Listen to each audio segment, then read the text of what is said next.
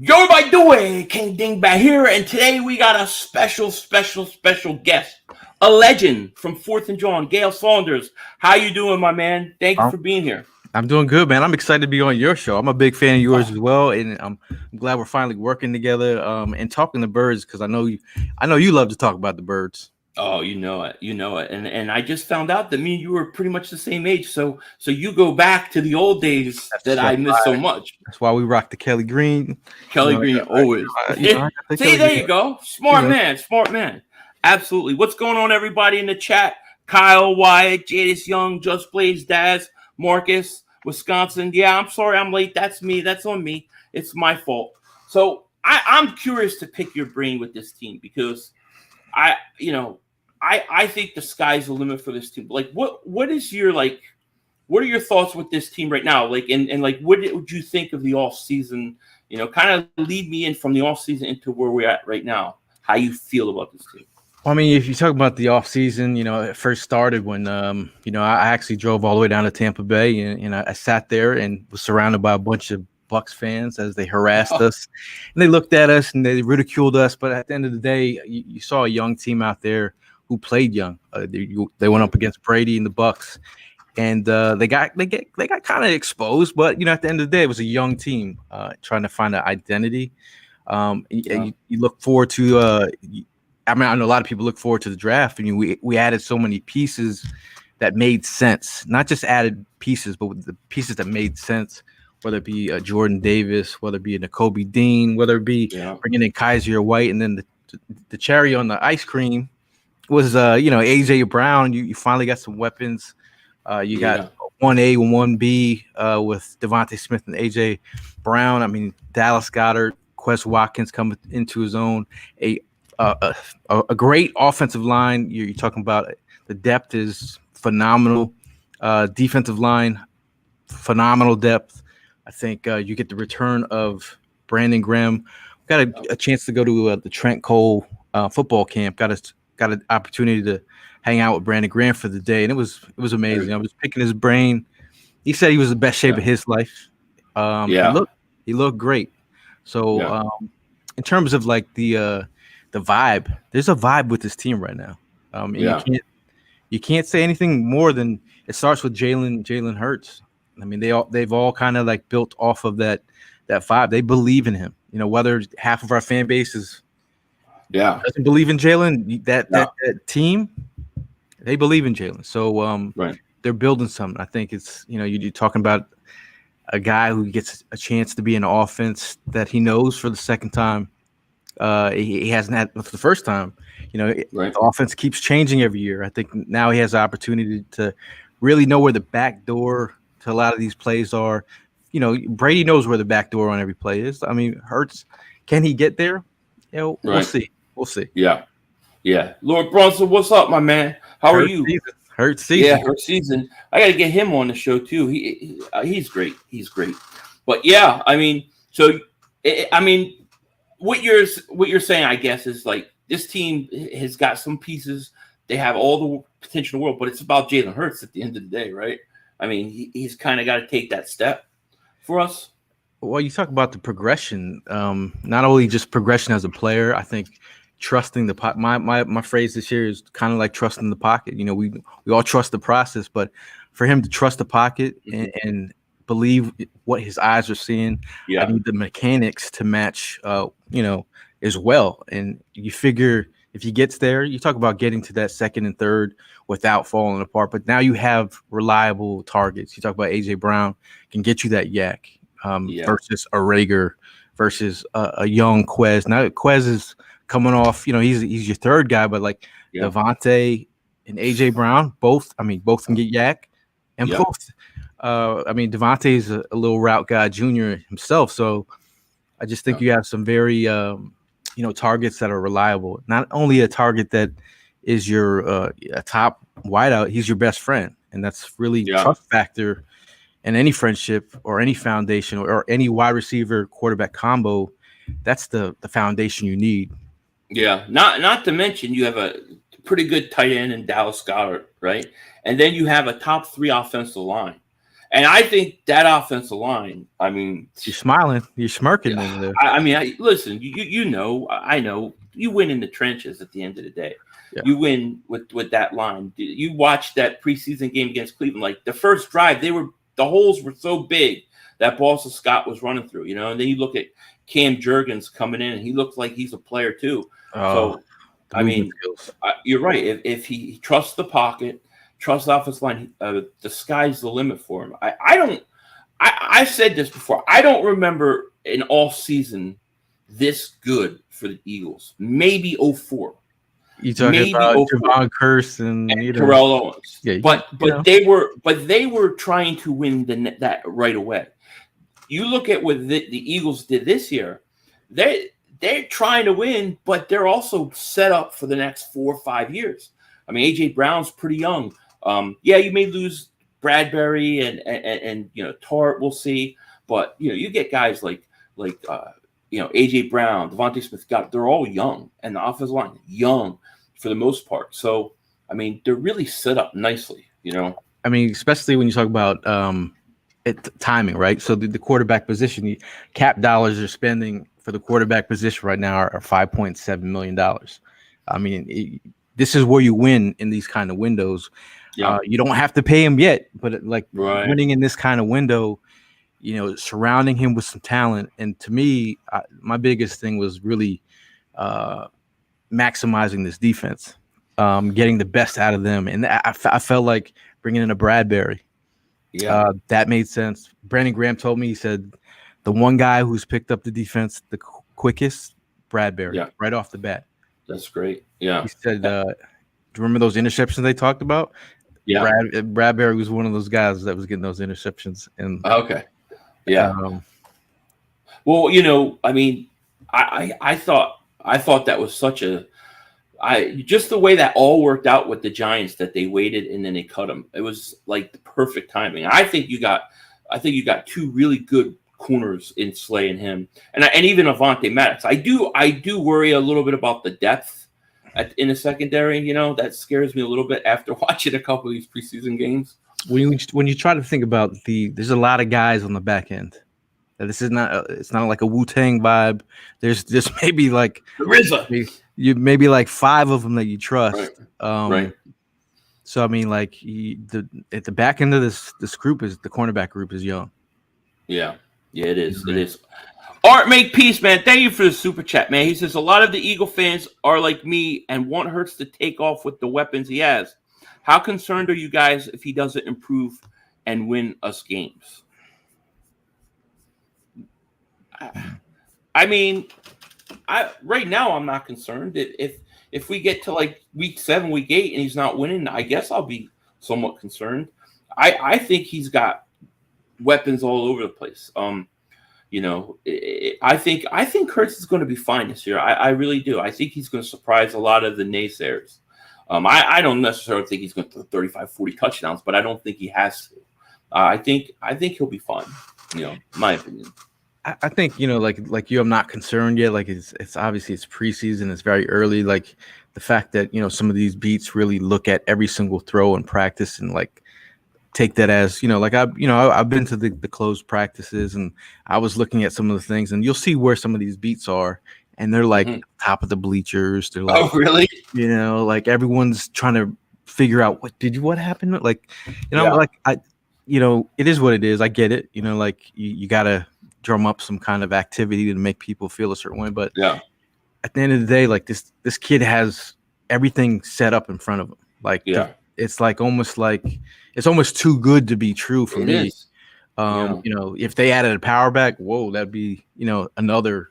But like you have a solid running group. 3-headed monster. All they can catch passes out of the backfield. You talk about a solid line. You talk about Jordan Mailata, Lane Johnson, 2 bookend tackles. When's the last time we had, like when you start thinking about the Trays of the world and Runyons of the world, it like, this is nice. We're set up very nicely. You got Landon Dickerson, the big bopper. You got Kelsey, and then you got the Jedi, the Jedi in training, and Cam Jurgens and Sumalu is a sound guard. he's got everything set up in front of him. I think it's like really.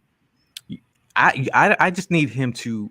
I'm not saying I'm not saying he has to be a game manager, but as long as he manages the game, you're going to get those splash plays as well in the air, and then I think using his legs here and there, he's going to have ample opportunity to make plays, and then I believe the defense will give us extra looks on offense. That's important, especially if they can actually get to the quarterback this year and get some turnovers. That'd be huge because last year they couldn't. I'm not gonna lie.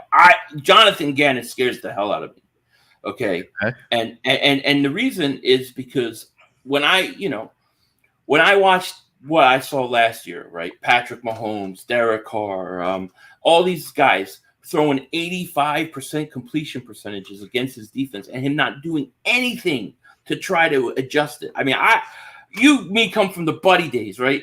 You do not let a quarterback go a whole half without having his jersey dirty at all.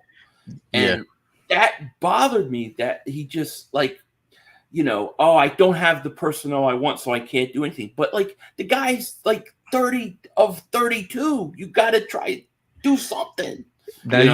You think about that game against the Bucs and Brady came in.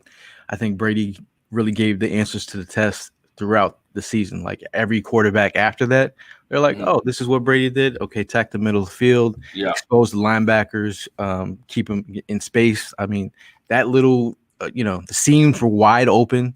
I think, as much as I was pissed off, I didn't feel like we had the talent at linebacker. And the safeties, not like we're, they're rangy, but I felt like between the, our safeties and how bad our linebackers were, I was like, we're exposed to any legit quarterback that comes in here. And we were, and we were. I mean, they all had big games, all of them. I talked to Trent Cole, and he talked about how smart Brady was and how smart he was exposing players. He said he's so smart that he said it was almost like Madden. If you put the bar over a guy and then their energy source he could tell you the whole background about whoever was on the field. So I just felt like we got exposed and everyone took it and ran with it. But then at the end of the day, we got Kaiser White here. We got Kobe Dean here. We got some guys that can run. So I feel like we should be in a better space. Now, Vic Fangio, that's one before it wasn't really reported, and Hollis Thomas had he let me know. He's like, Vic Fangio's in the building, and I said, what? I heard he was there. Yeah, I said no one's reported this, and I said, why is he here?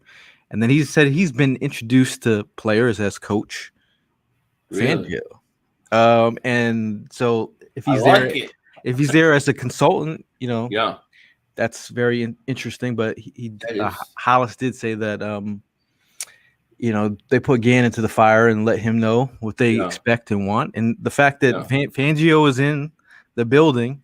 I like Fangio. I'm okay. Yeah. It kind of makes some sense, but that's interesting. I did see a picture, I think, of Fangio at practice, but nobody really talked about it. Dad's Deal says, plus 4th and John has the best tailgates. If you're all interested, they travel most of the game. Yeah, most of the games, yes. And if you guys click the link in the description, go sub up 4th and John. Go follow my man Gayle on Twitter. They're both in the description, so you guys just have to do that. Yeah, it's going to be interesting to see Gannon. I do think that the linebackers are probably. Let me ask you this: I think this is the best linebacking core the Eagles potentially have had since Byron Evans, Seth Joyner, Jesse Small, and Willie T as a rookie off the bench. I mean, you gotta. I mean, at the end of the day, TJ Edwards is a guy who's been replaced by. Well, he's been replaced by some people in their heads already. But the fact that he's coming back here and competing. He's been one of the best guys out there. To me, it's whenever Nakobe Dean is ready, it's not really about TJ Edwards, but I think Edwards is holding it down as a leader. Yeah. And it's funny because he's almost the elder statesman of the group. Yeah. But I feel like Kaiser White, a guy who can move, a guy who showcased some ability. The fact that he, kind of picked off Wilson, read the eyes, and just stepped in the lane and just took off with it. A local guy as well, Emmaus from Emmaus as well. I just feel like, Davion Taylor, he's now a guy that you're not depending on him to be, except for depth and special teams. You're relying on some guys that are super talented. I think Hassan Reddick. Yeah, I love it. Perfect match for what they're trying to do. Yeah, he's perfect. And he's a guy, he's had double-digit sacks with two different teams. Mm-hmm. Two consecutive. I think that's important. I know a lot of people are freaking out that he might drop back into coverage, but I think if you keep it, 9-10%, I think you're fine. I can't see them doing it 20-25%. Right. Do you? But I think at the end of the day, when you have versatility like that, and you have the difference is, we're talking about Jernard Avery versus Hassan Reddick. Like the upgrades are incredible. Like talk about Alex and Wilson. We have upgrades all across the board. So you're going to be able to actually do things. And then Jordan Davis, man. Like I was just about to ask you, what are your thoughts on him? Like he's the guy that we kind of wanted as the pick, and the fact that he was here. You're finally getting a guy who's doing what you're asking him to do. Right. Like if you go back and watch some of his interviews, he's a guy who talked about not having an ego come from Georgia. Look, that Georgia defense is historic, and none of them had egos. All of them played their jobs, did their jobs. And he's a guy that's going to take those double teams and take them for what they are. Like Fletcher Cox is a different guy who's getting up there in age, and he's like, I want to attack the quarterback. Now we got a guy in here that's younger, can take some pressure off Cox, but also give you a piece that if you're trying to get versatile. I know they did, they're hybrid last year, but just talking about having the right pieces in here and then building off of younger depth. Milton Williams, you got Jordan Davis. There's a lot of guys that are afterthoughts when you think about it. You know what I'm saying? Like Milton Williams, Josh Sweat doesn't get talked about enough with all the pieces that have come in there. And then Brandon Graham, the trusty OG of the group. And you were saying he looks good, because I was really concerned about him this offseason. Achilles that age in the past has been bad. Guys have had a hard time coming back from it. But everybody says he looks great. I asked him. I said, what was that recovery like? And he said that this is the first time in a long time that he actually was able to do the little things, like work on like specific, treatments to get better or strengthen. So. Being the fact that he got hurt earlier in the season, he had ample time to like actually recover. And I was like, dude, bro, you look rocked up. It looks like you put about 10 pounds of muscle on. He's like, dude, he's like, yeah, I did. He's like, I feel like it's almost like that old boxer, like I'm in the best shape of my life. Right. He's actually he's done it in practice as well. So I'm excited about having Brandon Graham back. Not just he's basically like the soul of that defense in a lot of ways. He gets them fired up, ready to go. So I thought that was a big loss when we lost him last year. Big loss. Talk about the relationship between him and Fletcher Cox. It was like the first time that they weren't playing next to each other. You talk about that, a guy who can set the edge.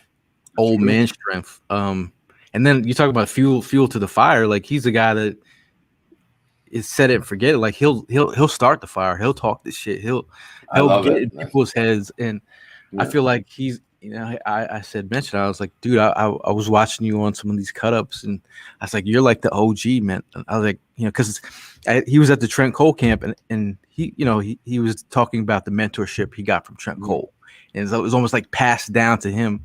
And Trent Cole had told Brandon Graham when he was having his struggles, he's like, look, one of these days you're going to have your moment. You're going to have your time. And then I was like, I said, Brandon, you're having your time now. Like you're the OG of the group. How does that feel? Like, how does it feel being that dude now? he's like I love the responsibility. I love teaching some of the younger guys Yeah. and the knowledge. But he was super excited about Jordan Davis. Yeah. Couldn't Oh, stop yeah. talking about the physique. He's huge. He said He's he's not. huge. He said he's not fat in any sense of the word. Yeah. And he's like super built, and he said he's got a really good energy to add to the group. Yeah. He's gonna be a menace. He's gonna be a menace. I can't wait. Art Make Peace, thank you for super chat. He says, I predict we go 13-4 with our schedule. Thoughts? A 13-4. I don't know. I think between 11 and I got him at 11-12 wins, somewhere around there. I'm right. It seems like I don't know, like everyone's saying that these days to make them, because I'm at 12-11. Yeah. I mean, well, a lot of it too. I mean, you look at their schedule. There's not anybody on that schedule that I look and go, oh, they can't win this game. Like last year, I could say I didn't think they were going to beat Tampa. I didn't think they were going to beat the Chiefs. There were games on there. I was like, I don't think they're going to win. Now they're not going to win every game, but I think they have the potential going to every game that they're going to be competitive. I do. I mean, Kevin Hart says the way my bank account is set up, he could say the way the Eagles' schedule is set up, it's a perfect opportunity to like take advantage of. And you only play, who your schedule sets you play. And I think, start with the NFC East. Those are winnable games there. But I feel like, Dallas. F Dallas. But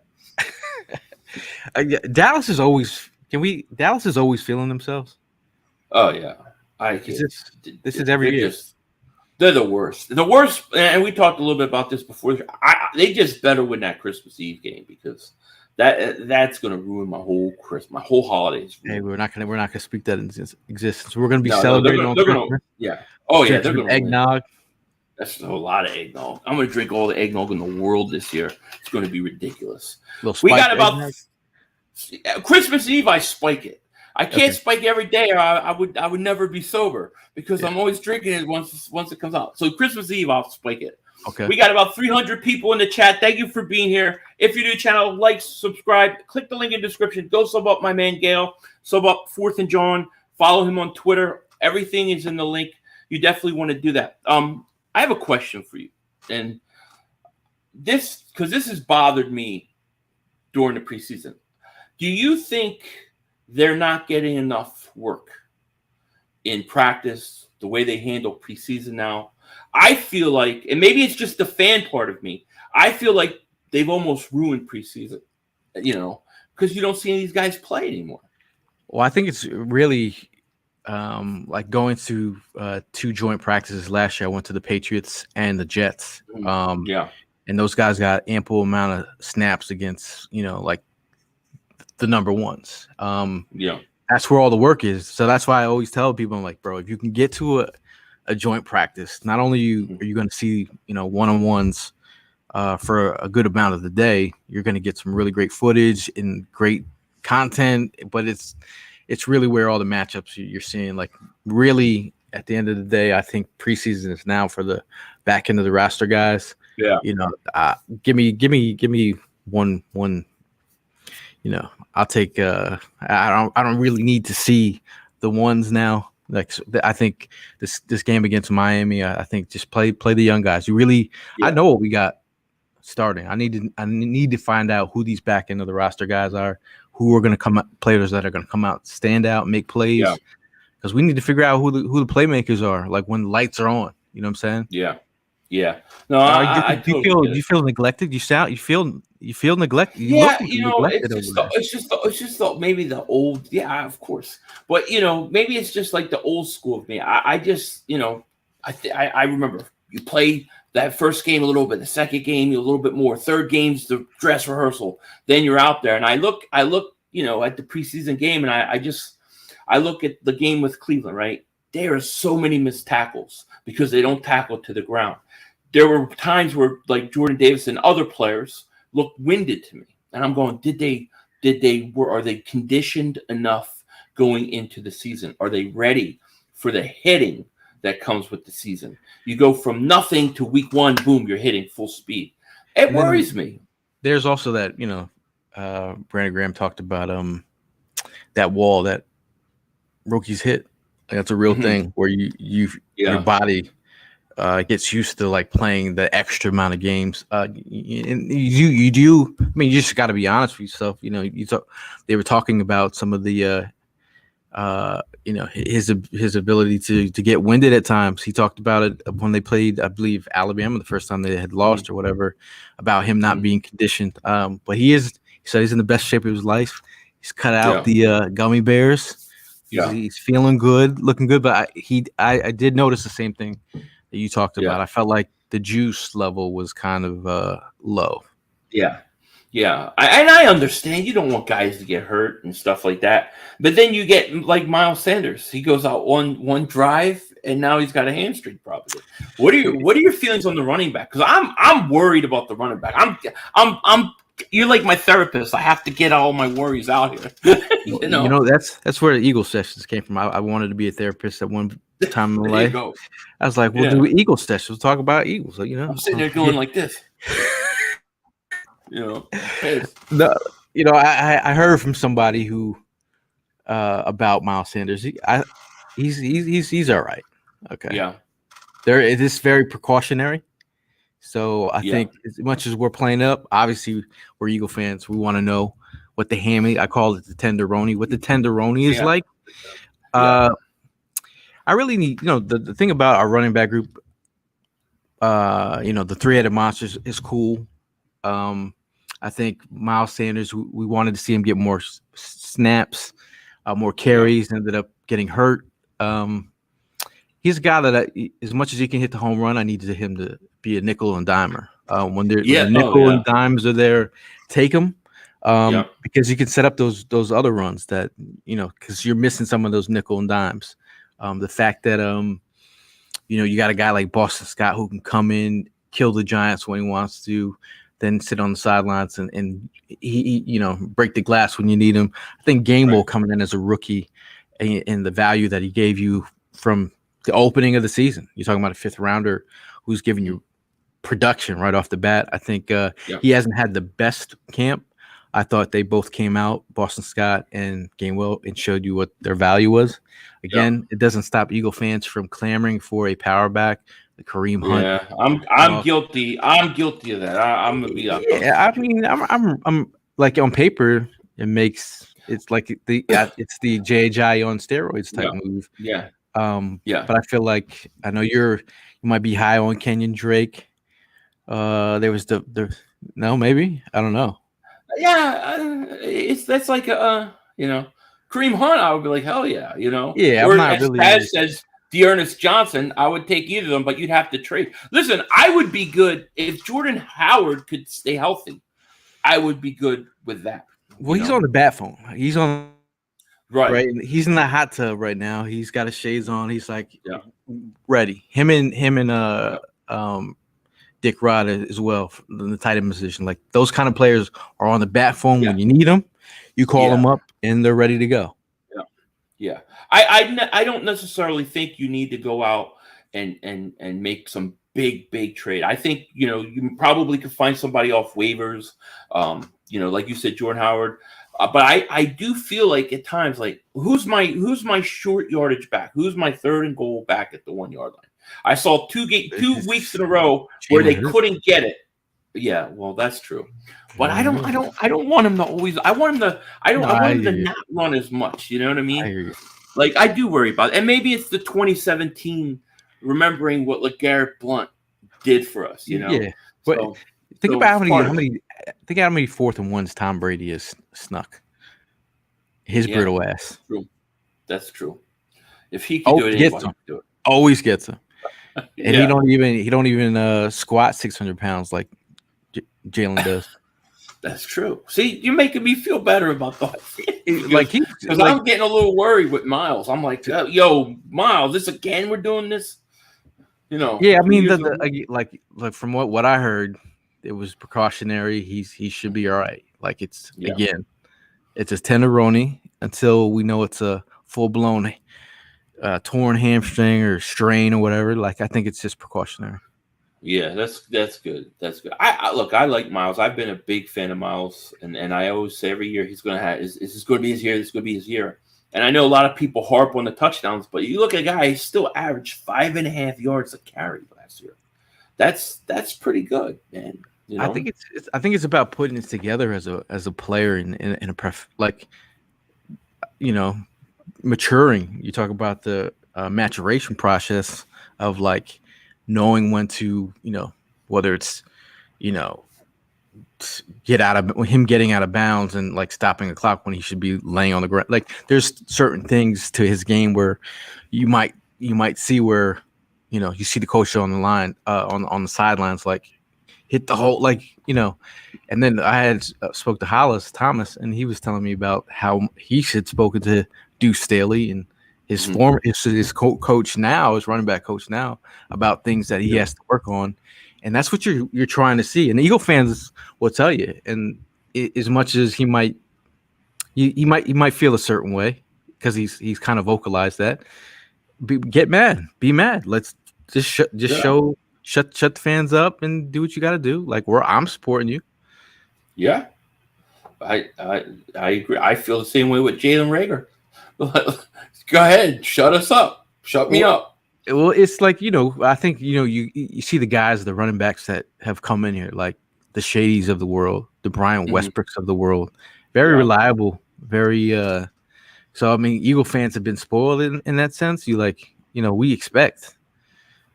I mean, and you got that breakaway speed, you know, being at that Buffalo game and him breaking that game open was tremendous. So we need that, but we also need the nickel and dimes in the piggy bank. I totally agree. I totally agree. Well, we'll see. Hopefully Miles stays healthy. What's your biggest concern with this team, position-wise? Biggest concern, I'd have to say the safety position, because you're talking about a guy who didn't play. I believe it's almost 50% of the snaps. As you know, he didn't get that time as a starter in EPS. So you're projecting him to be what you think he is. You know, Gannon described him as a player who was smart, reliable, and that was one of the reasons why he's there. Like, you know, you got Harris back there, who's, you know, I'm not going to say he's all world. I'm not going to say he's lower than basic, but he's just, you know, he's middle of the road. He's reliable for Gannon, but at the end of the day, that doesn't mean like playmaker on the back end. So there's some variables, and then you start talking about the youth of the position, and you got Kayvon Wallace, who is not flashed yet. I mean, he's had some moments in practice in the last game. He came up some but like I see more flash on IG or social than I do, you know. Oh God. Yeah. You know, like we all put that hat on, like, come on, nephew, let's go. I know. Show me. And then we got Tart in here as well, who hasn't had the best camp, but I feel like if he missed a lot of days, right? I mean, he had a personal issue that he was dealing with. So if they believe that he's the guy that, you know, he can come on. I actually thought he played pretty good the other day. I mean, I only watched it one time, but I mean, he had a couple big hits, big stop on that fourth down. Yeah. So you know, hopefully, because I thought that was a good signing. I was like, you know, that's going to be a very underrated signing. So I'm still hoping that it will be, you know. But yeah, safety concerns is a concern. I mean, you got Josiah Scott back there, who's being cross trained. Hugo Amadi got traded. He got traded today, yeah. Yeah, so essentially it was a seventh. What a legend that guy is. Arthega Whiteside, and turned that into a 6th-round pick. I put Amadi in the Hall of Fame, Eagles Hall of Fame, because he's the guy that got J-Jaw out. The Umbrella Man gone. You don't know how this has been driving me crazy for years. Yeah, it was tough. It's tough to see that. I mean, and it's not even the player's fault per se, because the front office is the one that drafted them. But it's like when you see DK Metcalf, the McLaurins of the world, like eating like eating, beasting. Yeah. Yeah. You get a little upset, you get a little tight. And the fact that it's funny because we saw him and his family at the Washington game last year, Oh, and no. he's trying to get to his mom, the holder of the umbrella in that photo. Yeah. Yeah. And she's trying to get up there, and then my boy Prime, shout out to him, he pushed all these people out so his mom could come up. Oh, that's had, nice. had a nice little moment, and then he thanked Prime. He was very nice, but everyone talks about his character, but at the end of the day, what he put on the field really didn't match where he got drafted, and Eagle fans will always feel a certain way. Yeah. When you miss. Well, my thing is it's never personal. Like I'm sure he's a nice guy and all that, but man, he was killing me. I just don't understand. And I say the whole time, like, I don't understand how you look at DK Metcalf and then you look at Whiteside and you go, I'm going to take that over that. To me, that, and I know they said it was medical, but I'm sorry. You drafted Sidney Jones. They messed up on that one. I mean, it was the neck. Yeah, he had something in his neck. And then, but dude had like 4% body fat. Him and AJ were both looking like they were like Mr. World. Then if you look at J Jaw, 19 contested catches. When you talk about analyzing some of the prospects, that contested catch rate, you get a little scared because you're like, are you getting that separation? Yeah. But I mean, if you looked at that Ravens game in preseason his rookie year, you're like, all right, he might have a little juice. Yeah. And then I don't know, man. Like I don't know if it's a mental thing with some of these younger guys in Philadelphia, but like some of these guys are like really, really in their heads. I do think it's mental. I mean, these guys, I think a lot of it's mental for a lot of these guys. I think it is. I think you lose confidence early, something happens, and it just sends you down the wrong path. Like what if Tom Brady didn't get the tuck rule, right? That was an incompletion. That was a fumble. Yeah, it was a fumble. And the Raiders win, right? Let's say the Raiders get the ball and they win the game. Does Tom Brady become Tom Brady, or is that the moment that sent him on that path?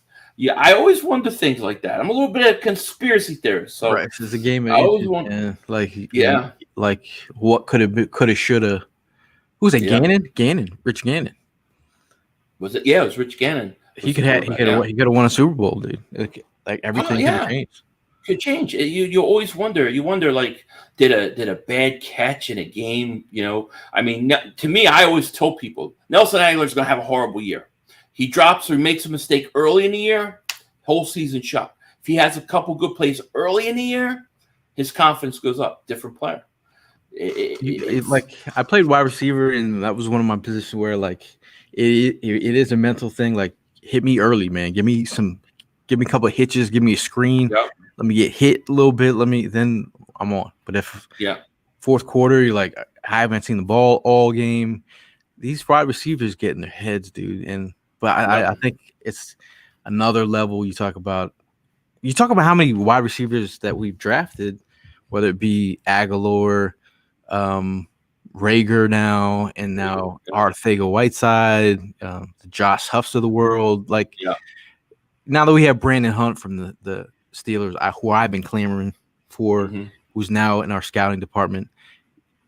Pittsburgh don't miss on wide receivers. So if that's true, hopefully they've learned by Devonte Smith being in here. That was the guy who I wanted. So I either need to get a scouting job with the Eagles or whatever. But whatever happens first, hook you up. Yeah, hook you up. Let's get you in. Yeah.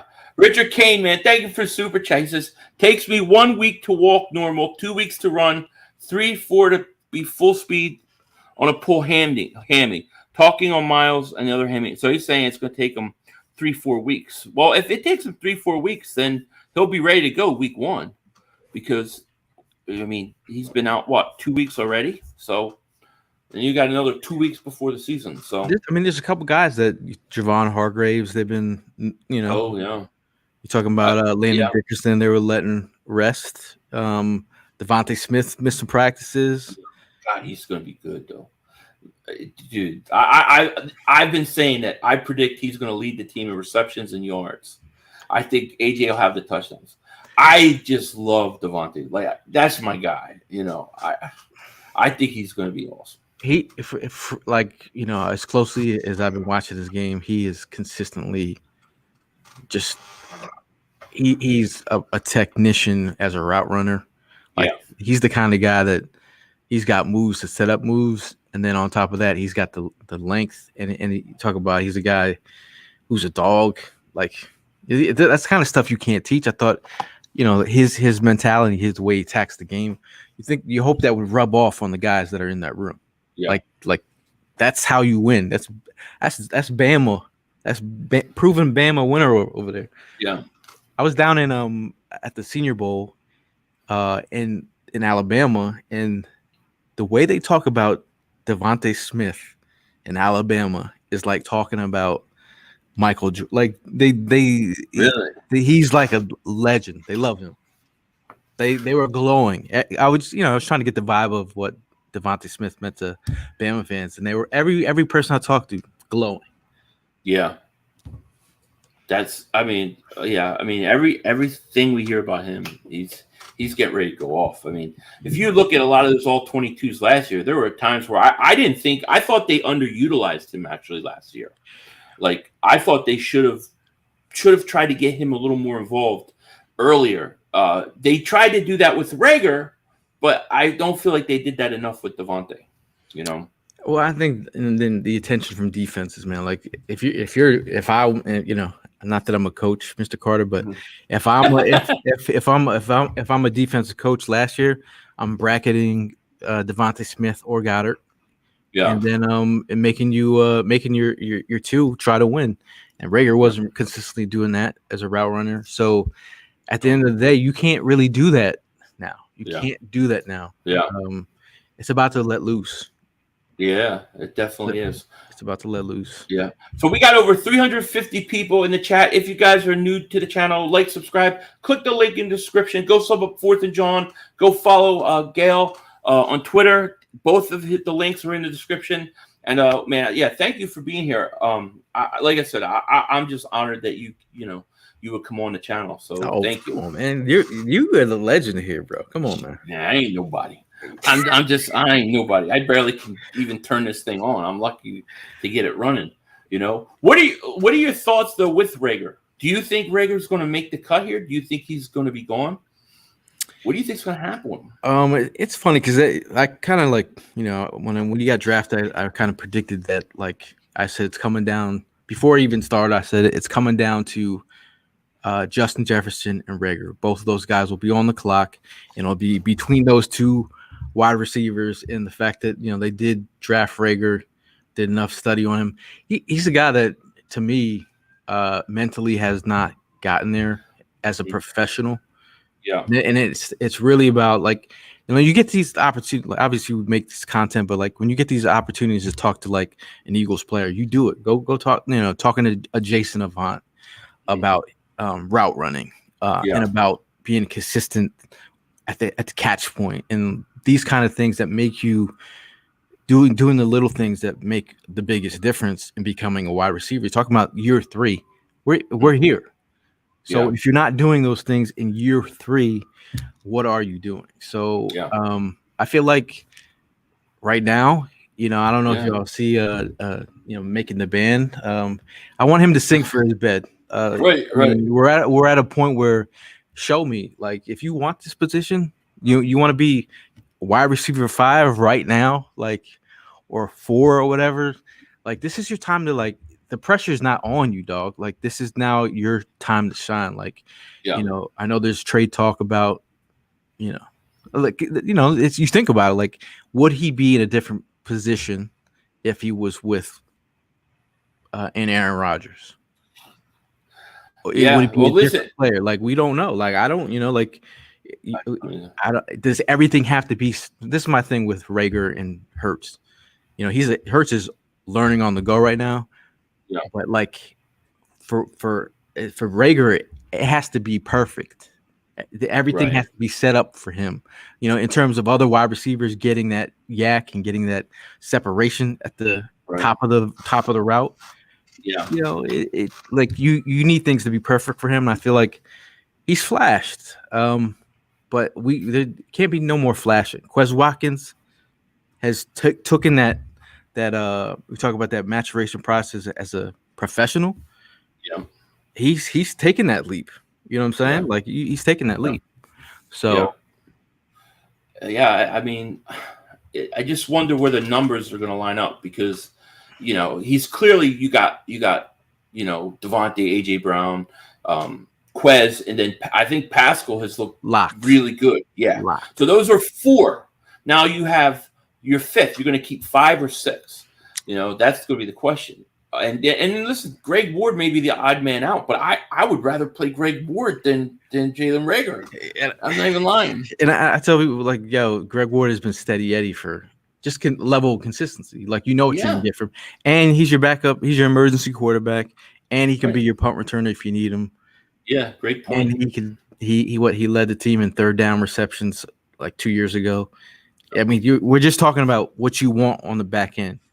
I think Pascal, coming off a damn food poisoning, losing 16 pounds, he still showed you a level of consistency in every single target that he's garnered away. Like blocking, size. I don't need you to be any more than like the role player that you are. So, Reagor, are you going to be a punt returner? Are you going to be, a guy that can stretch the field? I think those things are valuable.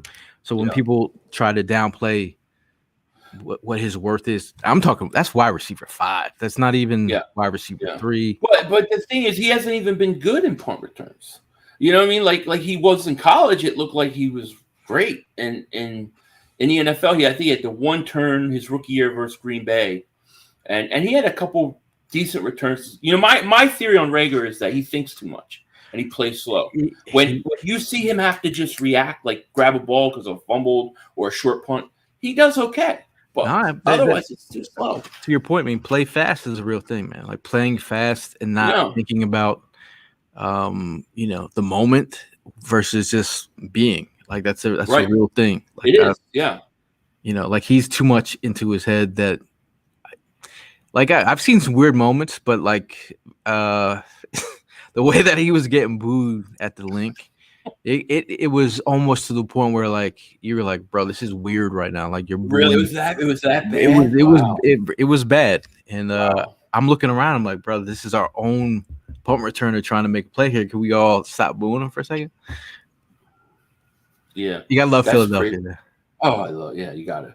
Jay Koch says this dude seems legit. Eagles chat. He got my subscribe. You will not be disappointed. 4th and John's been awesome. Gale's awesome. You guys are gonna love it. Hey, Jay's got Randall Cunningham as his Avi, so you're legit. That's my guy. Yeah, yeah. See that man, Randall Rocket. I could talk all day about 500's guy too. So. That was my favorite quarterback of all time. Yeah. I'll take him over Brady, man. I don't care. I love him. I love Randall. Like I said, you said it actually, way ahead of his time, right? Way ahead of his time. Put him in. You get a little teary eyed, man. I do. Oh man, I do. One of the most disappointing things was that Detroit playoff game where they was walking off the field, and you knew he wasn't coming back. Then he retires, goes to Minnesota, comes to Minnesota, and tears it up. And I was rooting for him, but I was sick in my stomach. That damn kicker, man. Who's the kicker? Was that Gary Anderson? I think, right? Anderson. He didn't miss a kick all year. Gary Anderson. I was. And he had Randy Moss, bro. Like now we sound like old heads. Like if you would have seen that fog bowl, man, that was amazing. Dude, I could do that all day. Yeah, I could do that all day, especially with that team, that defense. Oh man, I love that team. But the fact that you've seen all these different quarterbacks over the years, you got a taste of a Carson Wentz, right. A Nick Foles, Randall Cunningham, Donovan McNabb. His ceiling, Jalen Hurts. What would you think his ceiling is here after seeing? We had Mike Vick as well. I mean, there's a lot of guys that we've had in here. What do you think his ceiling is as a player? I really like Vick too. Vick, I think that I would say, I think Randall, McNabb, Vick, they may have the bigger arms than him. But I don't know. Like, I think Jalen Hurts may just be a winner, a natural leader, and where people want to say his arm's not strong enough or this or that. I think his leadership qualities, his mental toughness, I think they could be better than all those guys. Really, I think it's possibly better from what we've heard about him. Now he's got to go do it. I look at Randall. To me, I look at Randall as a guy that if he just had the right coaching at the right time, would have been 2-time, 3-time MVP. McNabb, I look at a guy who, was good, big arm, but I'm sorry, I just felt like in big moments he didn't show up. And then Vic, if you could put Vic, his maturity and his commitment to football in Vic before he became with the Eagles, when he was in Atlanta, maybe the greatest quarterback ever. So I think he could be up there, but I think he has different qualities than some of those guys, and they may be winner qualities. I was at the Eagles Autism Challenge. They got a chance to, that's a great event. If any of you guys want to give back, it's a great thing. Got to speak to the head of PR for the Eagles, guy that does all the PR for the Eagles. And it was a very genuine conversation about, like, he's like Jalen Hurts, he makes my job easy. Like the way that he carries himself, the way that he handles himself, that's him. He's like that. And I was talking to him about I was like, he lives in that coach speak. And for some it could be cliche, and it could be, especially if you've never really played and understand, like some of these players do actually live he's the coach's kid, so he lives in that coach speak. I was at his camp that he recently put on for the kids and stuff. Just, the way that he carries himself, it's a real genuine a love for the game and love for doing what he does. Before he even became the starting quarterback, I heard about how his development off the field in his relationship with Quez Watkins, how close they were and tight-knit they were, and how that transpired to the field. You talk about a guy like Jordan Mailata, who picked up Jalen Hurts in that Carolina game. It says, he picked up his quarterback. That's my quarterback, and how, he's like, I'm going to play for this guy. The fact that Jordan Mailata is the guy that shows up to his camp, the first guy there, the only guy there to represent his quarterback. The fact that Jalen Hurts gets hit in a preseason game, who's the first guy that comes and protects his quarterback. So the level of commitment, not only on the field but off the field with these guys, it's real. And that's I think from a football standpoint, we've seen it. The 17 team, how they vibed, how they clicked off the field. All those stories I've heard about that team clicking off the field was super real, and I think they've gotten back to that whole concept of connecting. It's one of their big commitments, and I feel like it's a connected team right now. Yeah, it seems like it. If you guys have any questions for Gayle, just put it in the chat, and I'll try to highlight it. I see there's a lot of Dallas Cowboys here. I get a lot of Dallas Cowboy fans always come, but they come, and then as they start losing, they disappear. Christmas time is my time of the year, but I always say it, December. Once December 1st hits, it's Cowboys choke season. It don't matter how good they are, they will choke. We them boys. We them boys until they lose. You think I'm assuming you're going to think the Eagles will win the division, but who do you think challenges them more, Dallas or Washington? Because I think Washington may be sneaky this year. I think Washington could be sneaky. They do have some weapons for Wentz. I think Wentz is his own worst enemy. So he's a guy that I call it Captain Save-A-Bro, that moment where Wentz turns into like he's trying to save the world when all he has to do is throw the ball out of bounds. When that Captain Save-A-Bro kicks in, that's when the mistakes come in. I think Dallas's defense, their defensive line is going to be tough. Micah Parsons has been all world. I mean, I like their coach. You know, he's a guy that puts them in position to win. You know, they lost some wide receivers with injury, waiting for them to get back. Yep. So I mean, they're in a. I think they're. I just don't know if they can put it together. Yeah. And I don't care if they can't get it together. No. Um, But I like Washington, like you said, like Ron Rivera. He's a coach that a lot of players like to play for. Yeah. Yep. I think Washington. I mean, it depends on Carson, obviously, but I like some of the players they got, like especially their defensive line. I really like their defensive Washington line. or Yeah, if healthy, Washington. I mean, I think Dallas's defense is going to be pretty good. I just think that they lost a lot offensively, like in the through the air. I mean, you lose Cooper, you lose Cedric Wilson, you have Gallup coming back from ACL. Usually, those ACLs guys are not 100% that first year back. It always seems like it takes 1 year. And then I like CD, but he's now got to be your number one guy. I just wonder if their offensively they take a couple steps back. Well, the offensive line one injury away. You know, Smith, right. Zach Martin. It's can they get it together? We'll see. I mean, again, and then Dak Prescott. He's Dak Prescott. Like he's done pretty well for his career. Yeah. No, he has. Parsons can't be blocked. Link says Hurts is going to be running for his life again. We'll see.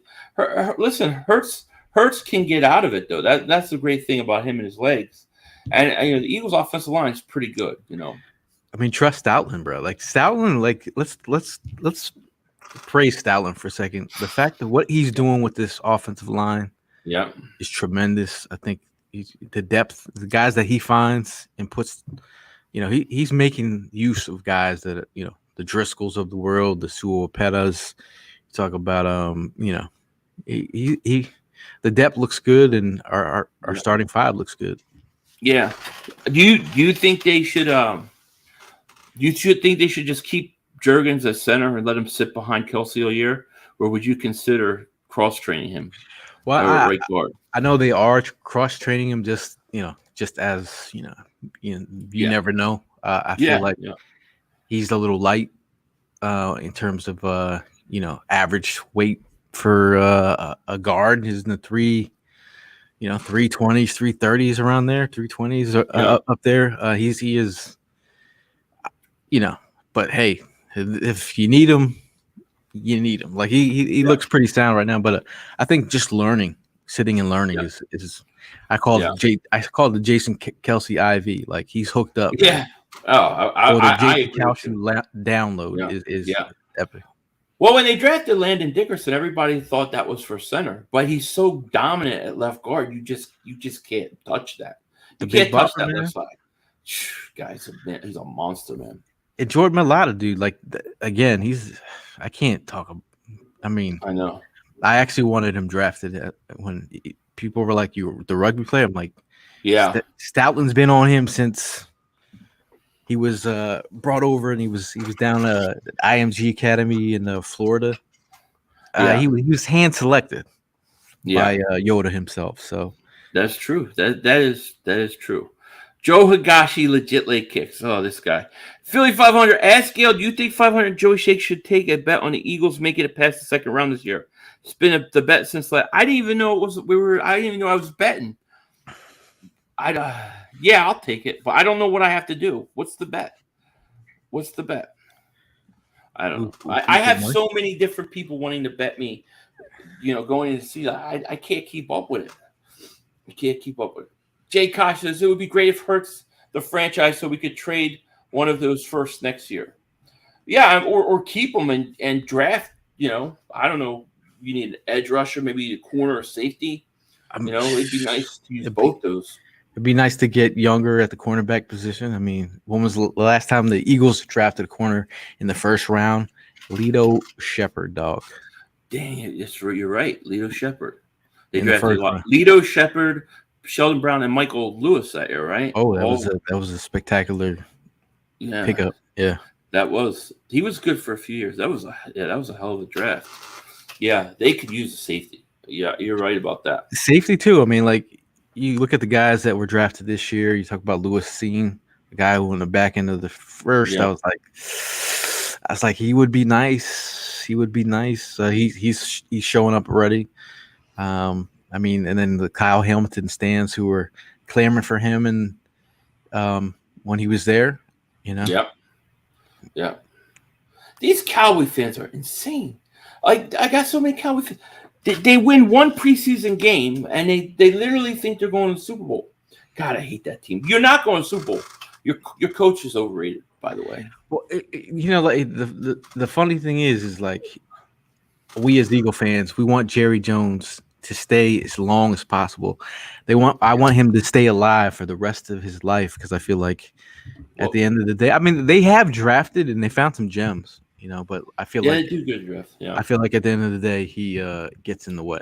He always gets. He's 817 years old. Sith Lord, man. He really does look like a Sith Lord. He really does. Keep him another 400 years, we'll be good. Oh, I heard a good story at the Senior Bowl about Jerry Jones, man. Let me have it. Let us have it. Now, I'm not going to say his name, but he was working at the hotel that he's working at the hotel where all the coaches had stayed, and he came across a moment where Jerry Jones was in his glory. I'm not going to even go into the details, but he showed up to the door in his full glory, and he was having a little party, and his job was really to like make sure he was good. That was his job, to make sure Jerry Jones was good. But he said, he's like, bro, this guy was off the chain. He's off the chain. Like he was partying his ass off. I believe it. That's crazy. I'm Jerry Jones. Yeah, that sounds like him, though. It sounds like him. So, all right. So I'm going to put you on the spot before we end this thing. How far are the Eagles going? Give me a prediction. I think they have a great opportunity to make a run. Like I'm talking a run. Run. Deep in the playoffs. And I really think, between the I'm always about the trenches first. And when you look at the offensive line and the defensive line, we're stacked. We're talking first and second team stacked. Mm-hmm. I think it's on the back of Hurts right now, like in his ability to make big plays and keep this offensive moving. But like I think if the defense comes to play like I think they should. Mm-hmm. Bro, like you're set up to make a run, and at the end of the day, again, we talk about the leadership, talk about the foundation of like playing for the next man. I feel like they have that in the locker room right now. Like, I think that's one of the most important ingredients to actually making a run. Like, taking that L could have been the best thing for this team, as they kind of like they kind of know what it takes to win. Like you saw what you brought to the table, and you got bounced early. Y'all weren't ready. Now, let's see y'all regroup and bring your best to the table this year. I think they have what it takes to make a run, man. Like, and again, there could be another trade in the waiting. Yeah, I like it. I don't know if you know LNW here. They said, "Hey, Gayle, it's Lucas Lurie's son." I don't know. Hey, yes. Oh, What's up, man? What's up, man? I've made some customs for him. Oh yeah, I'm gonna have to get some shoes done. That sounds awesome. That's definitely awesome. But let me thank you for being here, man. Like I said, I really appreciate you being here. We're about an hour in, so I don't want to keep anymore. But I want to thank you for coming on, and thank you everybody for watching. All the likes, the subscriptions, all that, and click the link in the description. Sub up 4th and John. You're not going to be disappointed. And then definitely, check them out on Twitter and give them a follow. You won't regret it. Yeah, shout out to all my guys at 4th and John, Evan, Hearn, Prime, Mal Davis, Chris Malley, and Hollis Thomas has been joining us. He's a hell of a dude and hell of stories that he's got to tell. Yeah. But come check us out and during the off season, man. I mean during the season, man, come by for a tailgate. Shout out to Bud Light who supports the tailgate, Conchi Bakery. If you like tomato pies, I know you like to eat. Do you like to eat? Do I look like it? No, you look I don't miss a meal. I don't miss a meal. And I'm getting ready for eggnog season. That's all this is. And our guy Evan makes cheesesteaks. Everything's on the house, man. It's really about having a good time and breaking bread with your Eagle fans. Yeah. And the series the season's about to get kicked off, so it's going to be a party. Yeah, definitely. Well, man, thank you for joining, man. Truly appreciate it. And I'm going to let the Dallas Cowboy fans, as always, take us out, because it is Cowboy choke season.